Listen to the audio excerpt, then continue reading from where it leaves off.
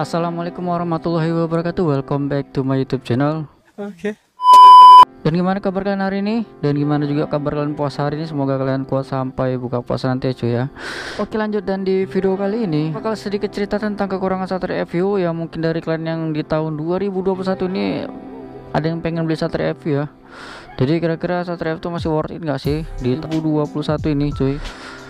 Kayaknya kita sana aja deh. A few moments later. Oke, jadi ini Satria FU tahun 2014.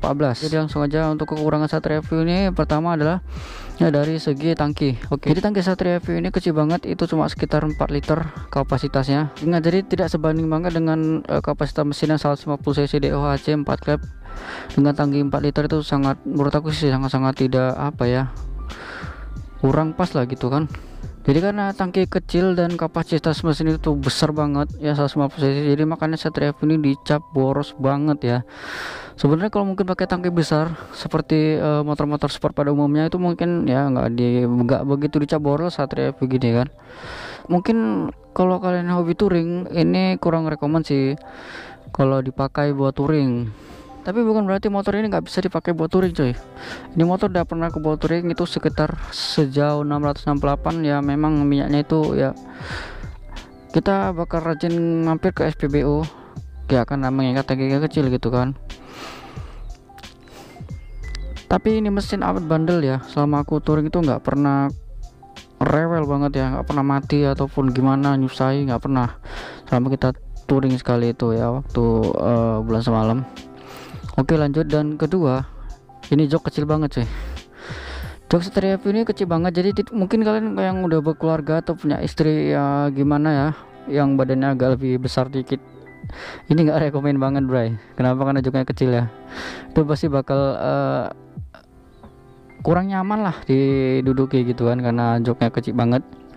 Oke, tadi tuh masalah jok, yang masalah kecil banget ya. Jadi ukuran jok tuh kecil banget, jadi nggak cocok lah untuk jalan jauh ya, kurang nyaman. Oke, poin ketiga yaitu dari sok ya, sok depan ini entah kenapa sok depan ini kalau dari posisi tidur gitu kan, kalau kita ngeliat posisi tidur tuh agak jedek gitu sih, nggak tahu tak kenapa. Ini paralel sok ini baru aku ganti oli-olinya.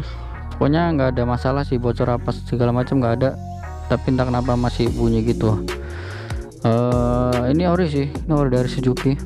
Oke, poin keempat ya, masalah spare part Suzuki ini sendiri gitu. Spare part Suzuki sendiri terbilangnya agak lumayan mahal ya bro ya, itu pun lumayan susah ya. Kemarin aku baru ganti klep aja itu bisa habis 150 gitu kalau nggak salah, 190 sih untuk ganti klepnya itu. Ini untuk tipe Satria FU karbu ya teman-teman. Untuk spare part itu lumayan mahal, karena mengenai spare part Satria FU ini jarang, mungkin nggak ada yang KW-KW ya. Jadi ya lumayan sih untuk spare part, dan nggak masalah sih kalau asalkan mahal, yang penting original gitu kan. Karena memang dari dulu Satria FU ini nggak pernah aku pakaikan part-part racing di bagian mesin ya. Ya mungkin dari luar ini memang aku hobi mengkotak-katik dari bodi segala macam dari luar, tapi untuk dari mesin itu aku nggak pernah kotak-katik. Ini udah dari Suzuki-nya begini ya, begini dalamannya pun gitu kan. Kalaupun ada yang aku ganti ya aku ganti yang original ya kan, nggak pernah pakai yang racing. Jadi makanya ini mesin kalau dibawa hujan-hujanan ya masih alhamdulillah masih menyala, nggak mau mati gitu. Banjir sekali itu pun sampai segini dalamnya itu nggak mau mati dia gitu. Makanya ini aku berani bawa jalan jauh Satria FU ini karena dia nggak rewel gitu. Oke lanjut yang kelima ya, udah kelima ya. Yang kelima itu jalannya itu susah banget gitu bro, untuk bagian servis atau segala macamnya lah gitu kan. Di tempat aku sendiri itu sudah tidak ada lagi namanya dealer Suzuki di tempat aku. Di kota besar sekalipun tempat aku tuh ada paling itu bisa sekitar 2 atau 3 ya di kotaku, di kota terbesarnya gitu ya. Beda banget sama pabrikan sebelah, itu dealer itu bisa nggak terhitung ya. Di tempat aku sendiri tuh udah banyak banget dealernya. Ini sih jadi satu problem juga buat kalian yang beli Suzuki beli produk-produk Suzuki maksudnya ya, itu bakal jadi problem karena mengingat servisnya itu sudah agak susah karena dealernya itu udah banyak yang tutup gitu bro. Kalaupun ada ya ke kota besar, dan itu pun ya bisa dikira lah berapa, paling ada 2 atau 3 dealer ya. Itu sih. Yang keenam, Suzuki Satria FU ini kalau udah kumat penyakitnya itu susah banget sembuh bro, terutama di bagian karburator. Terutama ini aku bagi sedikit apa ya, cerita aja pengalaman aku gitu ya. Satria FU ini gampang banget sakitnya itu di karburator ya, penyakitnya itu biasa di bagian karet apanya itu, vakumnya itu kadang dia itu pasti di situ tuh, kadang dia nggak mau turun gitu kok.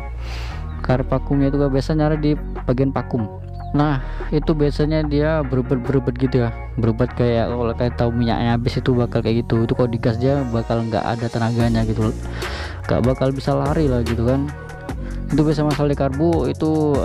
Kalau aku sih ya, ini aku bagi sedikit pengalamanku ya, itu aku servis itu bisa, kalau misalnya masih menyala kalian bisa cek di bagian karet yang warna hitam itu kalau udah ya dia bakal berebet, udah gitu tenaganya nggak ada, baru bakal berebet, kadang pun mau mati.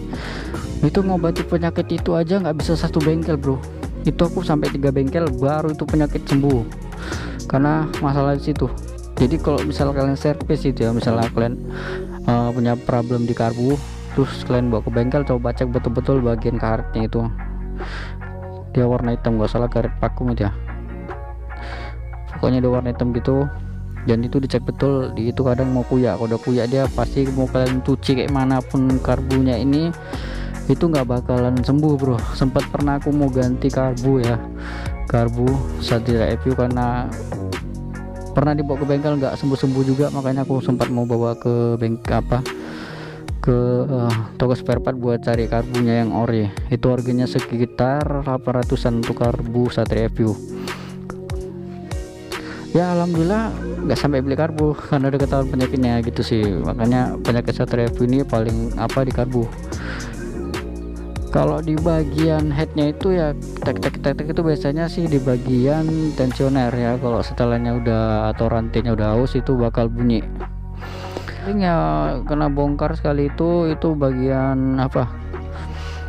Ini motor pernah kena bongkar gara-gara pakai knalpot racing. Itu bukan bongkar semua ya, cuma ganti ring piston aja. Itu kena pakai knalpot racing itu sekitar setengah bulan itu ngasap putih. Asap putih itu kalau kalian sering pakai knalpot racing dia bakal kumat kayak gitu ya, ada asap putih. Kalau digas dia nampak itu asap putih, itu karena kalian pakai knalpot racing. Makanya terakhir aku pakai knalpot racing itu sekitar tahun 2014 kalau nggak salah ya. Ini udah 2021, udah lama banget aku nggak pakai knalpot racing. Makanya aku lebih pakai knalpot Suzuki standar ya, knalpot standar bawaan pabrik, karena nggak mau lagi takut ngulang-ngulang lagi gitu, ntar bakal kemana-mana penyakitnya bro gitu. Karena kalau Suzuki ini udah sakit itu bakal waduh pusing lah, karena biayanya ini bukan murah gitu kan. Oke, lanjut kita ke bagian selanjutnya, pendingin mesin. Satria FU ini 150cc DOHC 4 klep itu tidak menggunakan yang namanya radiator, dia cuma mengandalkan ini oil cooler ya, pendingin oli. Jadi mesinnya itu masih mengandalkan ya angin gitu dari depan gitu ya. Jadi kalau ya jadi Suzuki wajar lah kalau misalnya kalau buat jalan jauh mesinnya itu bisa panas banget ya cuy ya. Makanya ini oil cooler nih nggak pernah aku lepas kayak seperti yang lain ya, dilepas-lepas gitu. Makanya aku nggak berani lepas yang namanya oil cooler ini, karena aku ini pakai oil cooler aja itu panasnya terasa gitu bro.